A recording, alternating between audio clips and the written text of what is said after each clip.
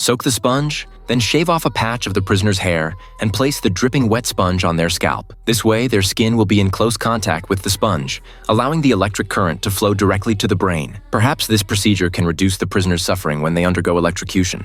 On day, the newly assigned guard played a cruel prank. He placed the sponge on the prisoner's head without wetting it, and his colleagues assisting him failed to notice anything unusual. Just before the electrocution was about to begin, Paul glanced at the water bucket and noticed no trace of moisture around it. He sensed something was terribly wrong, but it was too late to intervene. The prisoner let out a piercing scream, enduring an agony that was clearly beyond the ordinary. Paul tried to pull the switch, but the deputy captain stopped him. According to the rules, once the electrocution starts, it must continue until the prisoner dies, even if they turned off the switch. Now it would only subject the prisoner to more torment. Everyone could only helplessly witness the unfolding events. At that moment, the giant prisoner in the cell seemed to be experiencing the same pain. The rat in his hand, unable to endure the suffering, broke free from his grasp and fled the prison. The light bulbs in the prison corridor exploded one by one. White smoke began to rise from the condemned prisoner's body, and even pale blue flames burst forth. The smell of burning flesh slowly permeated the air. The horrifying scene sent the victim's family members fleeing in terror, and even the new guard who caused the trouble turned away in panic, covering his mouth in shock. Paul, furious beyond words, grabbed the guard by the collar and spun him around, forcing him to face the dire consequences of his actions.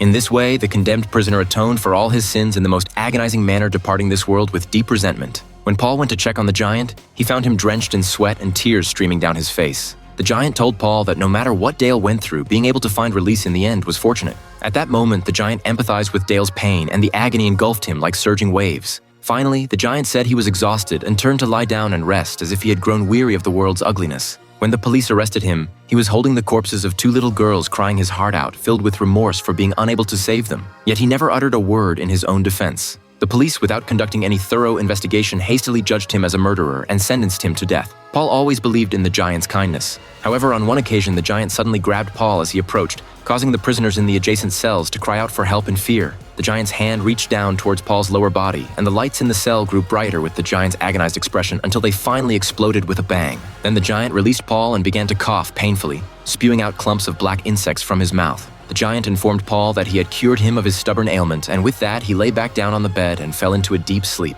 Paul, half believing and half doubting, walked to the bathroom and experienced an unprecedented relief from the torment of his illness. Through the giant's past actions, Paul realized that the kind-hearted giant was a messenger sent by God. This movie is called The Green Mile. Due to copyright reasons, the film cannot be shared. If you wish to watch it, please continue viewing the original movie.